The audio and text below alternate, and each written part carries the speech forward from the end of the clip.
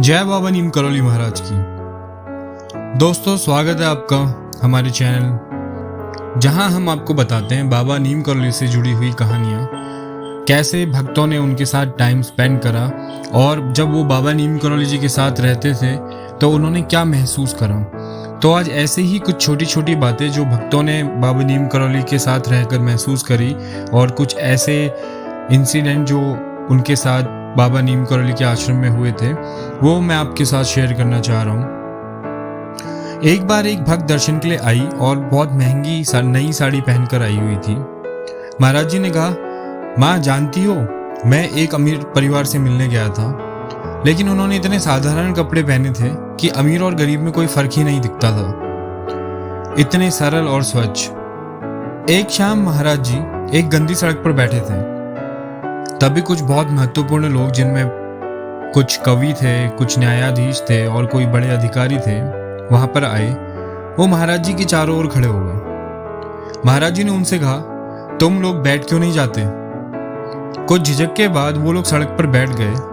तभी महाराज जी उठ खड़े हुए और बोले, ठीक है चलो, और वो वहां से चले गए। महाराज जी के एक विशेष भाव को मैं कभी भी अपने कैमरे पे कैद नहीं कर पाया। वे सामान्य रूप से बैठे होते थे, अचानक सीधे होकर आपको नीचे की ओर घूरते, उनकी आंखें चौड़ी हो जाती और तीव्र हो जाती। मैंने महीनों तक ये कोशिश करी कि मैं उनके एक भाव को पकड़ूं और एक अच्छी सी फोटो खींचूं, लेकिन जैसे ही मैं फोटो खींचता, रील को आगे बढ़ाने में थोड़ा सा समय लगता और वो फिर सामान्य हो जाते, हंसते और खिलखिलाते। वो मेरी असफलता पर प्रसन्न होते हुए मुझे देखकर मुस्कुराते। एक बार वो मेरे पास आए, मेरे बांस के डंडे को उठाया और चार्ली चैपलिन की तरह नृत्य करने लगे। उन्होंने उसे इधर उधर घुमाया, मानो उन्होंने पहले कभी छड़ी नहीं देखी हो। जैसे वे एक बड़े बंदर की तरह थे, वे इसके साथ खेलने लगे और उसे इधर उधर घुमाने लगे। फिर उन्होंने उसे फेंक दिया और सड़क पर चले गए। वह दर्शन का अंत था। यह सब मैंने अकेले देखा। महाराज जी हर भक्त से उसके अपने स्तर की गहराई के अनुसार बात करते थे, उस भक्ति के अनुसार जो वो व्यक्ति कर रहा होता था। यदि आप चालाक या कपटी हो तो महाराज जी आपको नजरअंदाज कर देते थे, लेकिन यदि आप सरल और खुले मन के होते तो वो आपकी मदद करते थे। महाराज जी जब किसी को पसंद करते थे तो वह दिल से व्यक्त करते थे, लेकिन जब वह किसी का चेहरा नहीं देखना चाहते थे तो वो अपने चेहरे को कंबल से ढक लेते थे। महाराज जी खुद को हर किसी के सामने प्रकट नहीं करते थे। वे व्यक्ति की आत्मा को देख सकते थे। जहां हम किसी को सामान्य व्यक्ति समझते, वे उसकी आंतरिक प्रकृति को देख लेते।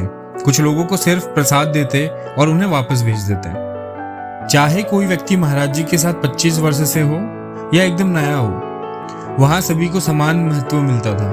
वहां कोई पसंदीदा नहीं था, कोई भी अपरिहार्य नहीं था। एक बार एक सेना का ट्रक का काफिला महाराज जी के गेट पर आकर रुका और सैकड़ों सैनिक लाइन में खड़े हो गए। महाराज जी उस समय पास में बैठे किसान से बात कर रहे थे। एक एक करके सैनिक और अधिकारी आगे बढ़े, महाराज जी के पैर छुए, उन्हें एक पल के लिए देखा और फिर वहां से चले गए।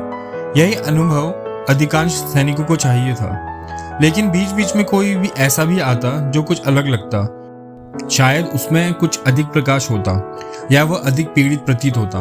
मैंने कई बार देखा कि जब ऐसा व्यक्ति आगे झुकता तो महाराज जी कभी उसके सर पर हाथ मारते, कभी उसे एक फूल देते या कभी अपनी बातचीत बीच में रोककर उससे कुछ कहते, जैसे तुम्हारी माँ ठीक हो जाएगी, या तुम्हें अपने वरिष्ठ अधिकारियों से लड़ाई नहीं करनी चाहिए, या तुम ईश्वर से बहुत प्रेम करते हो।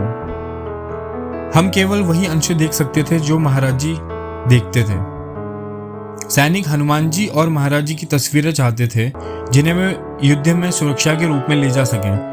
महाराज जी ने कहा, सेना में अच्छे, सरल और आध्यात्मिक लोग होते हैं। ऐसा नहीं था कि महाराज जी यह तय करते थे कि उन्हें यह करना चाहिए या वह। एक बार मैं महाराज जी से यह कहकर नाराज हो गया था कि वह उन लोगों को फोटो क्यों दे रहे हैं जो सांसारिक हैं और उनकी कोई परवाह नहीं है। उन्होंने कहा, तुम मुझे नहीं समझते।